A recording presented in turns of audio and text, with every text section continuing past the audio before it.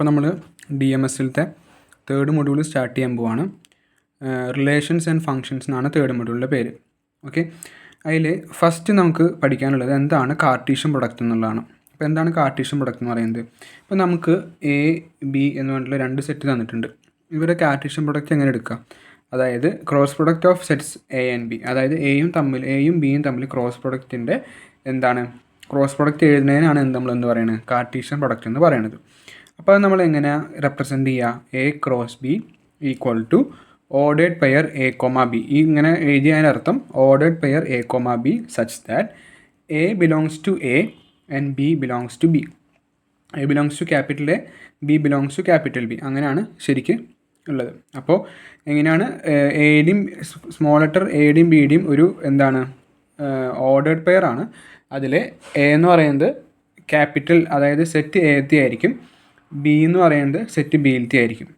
Okay, ഇനി A cross ബിയിലത്തെ എലമെൻസിനെ വിളിക്കുന്ന പേരാണ് എന്ത്? ഓർഡേഡ് പെയർ എന്ന് പറയുന്നത്. ഓക്കെ, ഇനി എ എന്ന് ഇപ്പോൾ ജസ്റ്റ് ഒരു എക്സാമ്പിൾ നോക്കുകയാണ്. എ എന്ന് പറയുന്നത് 2 3 4, അതിൽ എലമെൻസ് ആണ് 2 3 4. ബിയിലത്തെ എലമെൻസ് ആണ് 4 5. അങ്ങനെയാണെങ്കിൽ എ ക്രോസ് ബി എന്ന് പറയുന്നത് എങ്ങനെയാണ്? 2 4 അതൊരു ഓർഡേഡ് പെയർ, 2 5 അത് ഓർഡേഡ് പെയർ, 3 4 3 5 4 4 4 5. ഇതൊക്കെ സിമ്പിളായിട്ടുള്ള കാര്യമാണ്, ജസ്റ്റ് പറഞ്ഞു പോവാണ്. ഇനി ബി ക്രോസ് ബി, അതായത് ബി ക്രോസ് ബി, ബിയിൽ തന്നെ പിന്നെയും എന്ത് ചെയ്യാണ്? ക്രോസ് പ്രൊഡക്റ്റ് എടുക്കുകയാണ്. അപ്പോൾ എങ്ങനെ വരിക? 4 4 വരും, 4 5 വരും, 5 4 വരും, 5 5 വരും. അങ്ങനെ എത്ര എലമെൻറ്റ് ഉണ്ടാവുള്ളൂ? 4 എലമെൻറ്റ്സ് ഉണ്ടാവുള്ളൂ. ഓക്കെ, ഇനി നോക്കുകയെന്ന് വെച്ചാൽ എ ക്രോസ് ബി എന്ന് പറയുന്നത് എ ക്രോസ് ബിയുടെ മോഡുലസ് എന്ന് പറയുന്നത് modulus of A into modulus of B ആണ്. ഓക്കെ, അത് ആ റിസൾട്ട് പഠിച്ചു വയ്ക്കുക. ഇതും അതുപോലെ തന്നെ എ ക്രോസ് ബിയുടെ മോഡുലസ് എന്ന് പറയുന്നത് ബി ക്രോസ് എയുടെ മോഡുലസ് ആയിട്ട് നമുക്ക് പറയാൻ പറ്റും. ഓക്കെ, ഇനി അടുത്ത ഒരു ടോപ്പിക് എന്ന് പറയുന്നത് എന്താണ് ബൈനറി റിലേഷൻ എന്ന് പറയുന്നത്. എന്താണ് ബൈനറി റിലേഷൻ? അതായത് for sets A B only subsets of A cross B is called binary relation. അതായത് ഇപ്പോൾ നമ്മൾ പറഞ്ഞു എ ക്രോസ് ബി എന്ന് പറയുന്നതാണ് കാർട്ടീഷ്യൻ പ്രൊഡക്റ്റ് അല്ലെങ്കിൽ ക്രോസ് പ്രൊഡക്റ്റ് എന്ന് പറയുന്നത്. ഇതിൻ്റെ എലമെൻസിൻ്റെ സബ്സെറ്റിനെ വിളിക്കുന്ന പേരാണ് എന്ത്? അതായത് നമ്മുടെ ഉള്ള സബ്സെറ്റ് എന്ന് പറയുന്നത് എ ക്രോസ് ബിയിലാണെങ്കിൽ അങ്ങനെയുള്ള റിലേഷനെ വിളിക്കുന്ന പേരാണ് എന്ന് പറയുന്നത് ബൈനറി റിലേഷൻ. അതായത് ഇപ്പോൾ നമ്മൾ നേരത്തെ കാണിച്ച എക്സാമ്പിളാണ് ഇവിടെ പിന്നെ എഴുതിയിരിക്കുന്നത്. എ ക്രോസ് ബി, എ എന്ന് പറയുന്നത് 2 3 4, ബി എന്ന് പറയുന്നത് 4 5. അപ്പോൾ അവർ തമ്മിൽ ക്രോസ് പ്രൊഡക്റ്റ് എടുത്തു കഴിഞ്ഞാൽ നമുക്ക് എന്ത് കിട്ടും? ഇത്തരം എലമെൻറ്റ്സ് കിട്ടും. അതോടുകൂടെ തന്നെ 5 എന്ന് പറയുന്നത് നൾ സെറ്റ് ആണല്ലോ, അതും കൂടി ആഡ് ചെയ്ത് കഴിഞ്ഞാൽ നമുക്ക് എന്ത് കിട്ടും? ബൈനറി റിലേഷൻ കിട്ടും. അപ്പോൾ ഒരു ബൈനറി റിലേഷനിൽ നൾ സെറ്റ് ഉണ്ടായിരിക്കും, അതുപോലെ തന്നെ അതിൽ എ ക്രോസ് ബിയുടെ പ്രൊഡക്റ്റ് ഉണ്ടായിരിക്കും. കണ്ടോ, നൾ സെറ്റ് ഉണ്ടായിരിക്കും, എ ക്രോസ് ബിയുടെ എലമെൻസും ഉണ്ടായിരിക്കും. അതാണ് ബൈനറി റിലേഷനിൽ പറയുന്നത്. ഓക്കെ, ഇനി രണ്ട് സെറ്റ് എയും ബിയും തന്നിട്ടുണ്ട്. എയിൽ എം എലമെൻസും ബിയിൽ എൻ എലമെൻസും ഉണ്ട്. ഈ മോഡുലസ് ഉദ്ദേശിക്കുന്നത് ആ സെറ്റിൽ എത്ര എലമെൻറ്റ്സ് ഉണ്ടെന്ന് അർത്ഥം. അങ്ങനെയാണെങ്കിൽ ടോട്ടൽ റിലേഷൻസ് എന്ന് പറയുന്നത് 2⁻m ആയിരിക്കും. വളരെ ഇമ്പോർട്ടൻ്റ് ആയിട്ടുള്ള ഒരു റിസൾട്ടാണ്. അതായത് അതായത് എ എന്ന് പറഞ്ഞ സെറ്റിൽ എം എന്ന് പറഞ്ഞ എലമെൻറ്റ്സ് ഉണ്ട്, ബി എന്ന് പറഞ്ഞ സെറ്റിൽ എൻ എലമെൻറ്റ്സ് ഉണ്ട്. അങ്ങനെയാണെങ്കിൽ നമ്പർ ഓഫ് റിലേഷൻസ് എന്ന് പറയുന്നത് 2⁻m ആയിരിക്കും. ഓക്കെ, ഇനി ഇങ്ങനെ എഴുതി കഴിഞ്ഞാൽ A comma B belongs to R, അതിൻ്റെ അർത്ഥം എ റിലേറ്റഡ് ടു ബി. ഇങ്ങനെ എഴുതി കഴിഞ്ഞാൽ എ ആർ ബി എന്ന് ഉദ്ദേശിക്കുന്നത് എ റിലേറ്റഡ് ടു ബി ആണ്. ഇനി എ ആർ, അതിൻ്റെ മോഡ് ഒരു വെട്ടിട്ടിട്ട് ബി എഴുതി കഴിഞ്ഞാൽ A not related to B എന്ന് വായിക്കണം. ഓക്കെ, അതൊക്കെ ജസ്റ്റ് സിമ്പിളായിട്ടുള്ള കാര്യങ്ങളാണ്, ജസ്റ്റ് നോക്കി പോവാം. ഇനി കുറച്ച് റിസൾട്ടുകൾ നമുക്ക് പഠിക്കാനുണ്ട്. അതായത് ഇപ്പോൾ എ ക്രോസ് 5 എന്ന് പറയുന്നത് 5 തന്നെയാണ്, ഈക്വൽ ടു 5 ക്രോസ് എ. ഇനി അടുത്ത റിസൾട്ട് നോക്കി, A cross B intersection C. അപ്പോൾ ഇവിടെ എന്താണ്? ഡിസ്ട്രിബ്യൂട്ടീവ് ലോ ആണ് ഇവിടെ നമ്മൾ അപ്ലൈ ചെയ്യേണ്ടത്. അപ്പോൾ A cross B intersection A cross C. ഇനി A cross B union C, A cross B union A cross C. ഇവിടെയും അതുപോലെ തന്നെ എന്ത് ചെയ്യുക? ഇത്രയും റിസൾട്ടുകൾ പഠിച്ചു വയ്ക്കുക. ഇവിടെയും ഡിസ്ട്രിബ്യൂഷൻ ലോസ് തന്നെയാണ് വരുന്നത്. ഇനി നമ്മൾ നേരത്തെ യൂസ് ചെയ്ത ആ റിസൾട്ടാണ്. അതായത് സെറ്റ് എയിൽ 8 എലമെൻറ്റ്സ് ഉണ്ട്, സെറ്റ് ബിയിൽ 5 എലമെൻറ്റ്സ് ഉണ്ട്. അങ്ങനെയാണെങ്കിൽ എ ക്രോസ് ബിയിൽ എത്ര എലമെൻറ്റ്സ് ഉണ്ട്?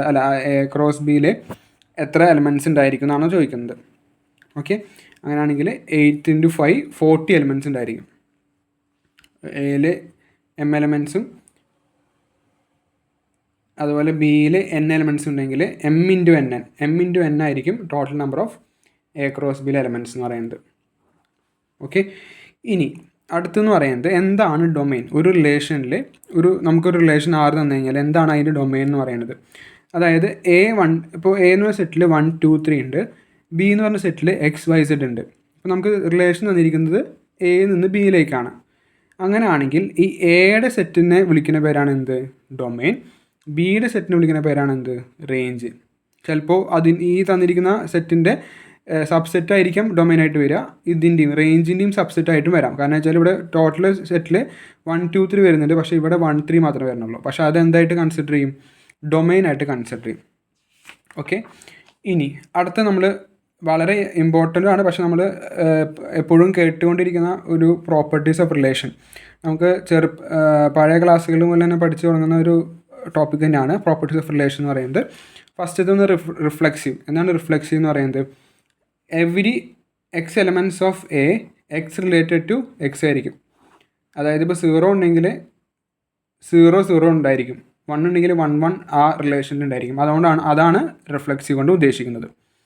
ഇനി എന്താണ് സിമ്മട്രിക്. സിമ്മട്രിക് എന്ന് ഉദ്ദേശിക്കുന്നത് എന്താ വെച്ചാൽ, ഇപ്പോൾ എക്സ് വൈ എന്ന എലമെൻറ്റ് ആറിലുണ്ടെങ്കിൽ എക്സ് റിലേറ്റഡ് ടു വൈ ആണെങ്കിൽ implies y related to x ആയിരിക്കും. അതായത് എക്സ് വൈ എന്ന് പറഞ്ഞ എലമെൻറ്റ് ഉണ്ടെങ്കിൽ അതിൽ വൈ എക്സ് എന്ന് പറഞ്ഞ എലമെൻറ്റ് ഉണ്ടായിരിക്കും. അങ്ങനെ ആണെങ്കിൽ അത് എന്തായിരിക്കും, സിമ്മട്രിക് ആയിരിക്കും. ഓക്കെ. ഇനി എന്താണ് ട്രാൻസിറ്റീവ്. അതായത് എക്സ് വൈ എന്ന് പറഞ്ഞ എലമെൻറ്റ് ഉണ്ട്, വൈ സെഡ് എന്ന് പറഞ്ഞൊരു എലമെൻറ്റ് ഉണ്ട്. അങ്ങനെയാണെങ്കിൽ എക്സ് സെഡ് എന്ന് പറഞ്ഞ എലമെൻറ്റ് ഓൾറെഡി അതിൽ ഉണ്ടായിരിക്കും. അങ്ങനെയാണെങ്കിൽ അത് ട്രാൻസിറ്റീവ് ആയിരിക്കും. ഇനി ആൻറ്റിസിമെട്രിക് എന്താ ഉദ്ദേശിക്കുന്നത്, അതായത് a related to b, b related to a ആണ്, implies a equal to b. ഇങ്ങനെ കണ്ടീഷൻ സാറ്റിസ്ഫൈ ചെയ്യുകയാണെങ്കിൽ അതെന്താണ്, ആൻറ്റിസിമെട്രിക് ആണ്. ഓക്കെ. ഇനി ഇറഫ്ലെക്സീവ് എന്ന് പറയുന്നത് എന്താ വെച്ചാൽ, A element of capital A ആയിരിക്കും, പക്ഷേ എ നോട്ട് എലമെൻറ്റ് ഓഫ് ആ റിലേഷനിൽ ഉണ്ടാവില്ല. ഓക്കെ. എ എന്തായാലും ക്യാപിറ്റൽ എയിൽ ഉണ്ടായിരിക്കും, പക്ഷേ എ എന്ന് പറയുന്നത് ആ റിലേഷനിൽ ഉണ്ടാവില്ല. അങ്ങനത്തെ റിലേഷൻസിൽ ഇങ്ങനെ പേരാണ് ഇറിഫ്ലെക്സീവ് എന്ന് പറയുന്നത്. ഇനി എന്താണ് ഈക്വലൻസ് റിലേഷൻ ഉദ്ദേശിക്കുന്നത്. അതായത് ഇപ്പോൾ നമുക്ക് ഒരു റിലേഷൻ തന്നു, ആ റിലേഷൻ റിഫ്ലെക്സീവ് ആണ്, സിമെട്രിക് ആണ്, ട്രാൻസിറ്റീവ് ആണ് എങ്കിൽ അതിനെ വിളിക്കുന്ന പേരാണ് ഈക്വലൻസ് റിലേഷൻ എന്ന് പറയുന്നത്. ഓക്കെ ആണല്ലോ. അങ്ങനെയുള്ള റിലേഷൻസ് വിളിക്കുന്ന പേരാണ് ഈക്വലൻസ് റിലേഷൻസ് എന്ന് പറയുന്നത്.